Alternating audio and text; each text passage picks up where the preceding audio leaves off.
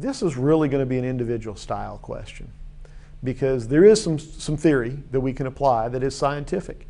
And for example, if we put two people across a table, that creates a barrier to communication. So given the opportunity to remove that barrier, we will open up that flow of communication. So where you sit in relation to that person will have a direct impact in how they respond. The level of closeness that you use physically will impact them. And everybody's comfort level is a little bit different. So saying you want to be 18 inches from the subject may be too close for some people, or may be too far for others. When you get to a place where somebody is vulnerable, almost everybody responds to somebody leaning into them. It's an empathetic gesture. You don't actually have to hug, but the gesture of coming closer creates that empathy. So being aware of your body language and your body's relation to theirs allows you to move and respond in a way that says when they lean back, you've created more stress. When they lean in, they're seeking comfort. So there's a number of ways you can respond. I personally prefer to set up the room with as few barriers between me and the subject as possible. I prefer to have the room set up comfortably. You know, the old cement walls with a single pigtail light bulb hanging, it makes for good movies, but lousy interviews. Rapport is one of those very difficult to define places. It's not a thing, it's a state of being. And when you approach a person that you have never met before, sometimes that rapport will be almost instant. Other times you will have to work to create a comfort level between yourself and that person. And so the steps of rapport are assessing the subject, making the initial comments, and assessing their response, and then revising your comments. Realistically, sometimes that happens in a word. Other times that takes 10 or 15 minutes to establish.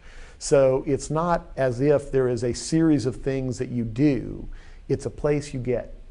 And every one of us has had this. We've all met somebody in a random occurrence and felt close to that person or comfortable with that person very quickly. And other people we never feel comfortable around. In an interview, we don't get the option to develop rapport. We must do it.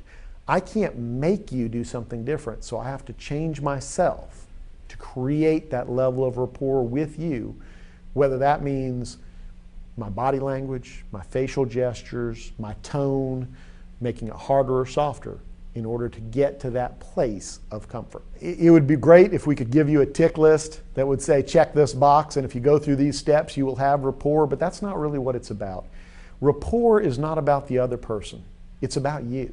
It's about your ability to change yourself to make the other person comfortable. Before you walk into any interview, you want to be as prepared as you can. You want to be as knowledgeable about your file. If there are steps you can take, if there are investigations you can do, if there are documents you can review, do all of those things before you walk into an interview.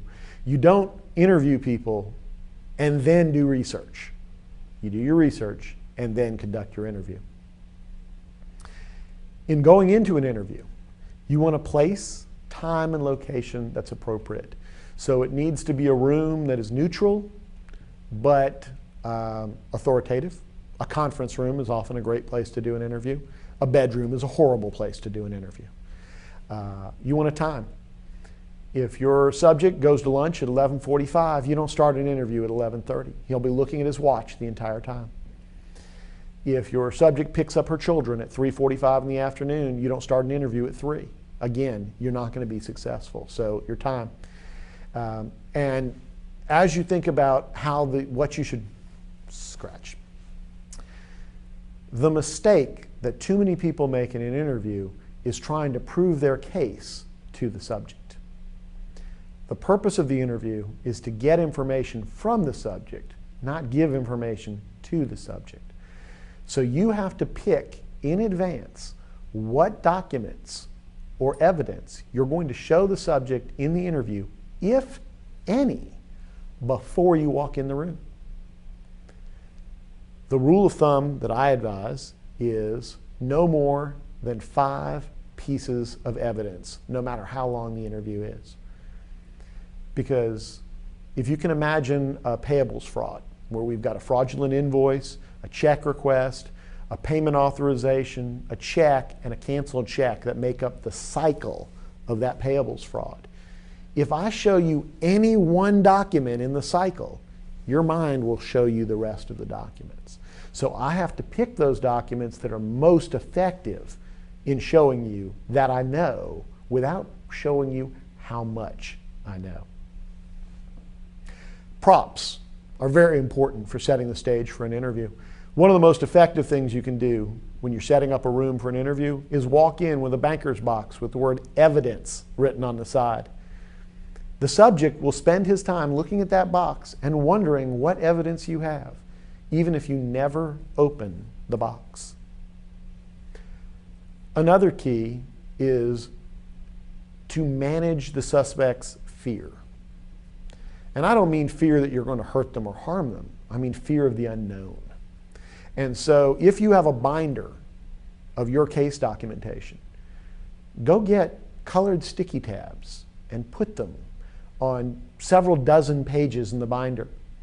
Because what that says is, I have all these really important pieces of documentation. And the subject at some point in the interview is going to say, what are those? And you don't answer him. You don't show him, because it's not about showing the subject. It's about asking questions. But you want to control that person's concern for what you know, not prove to them what you know. And too many fraud examiners go into an interview and show the subject just how much trouble they're in. They say, I've got these documents, and I've got these videotapes, and I've got these access control logs. And after the subject has heard everything that you have, they get up and walk out of the room, because you have explained your case and learned nothing. The goal of the interview is to learn, not to teach.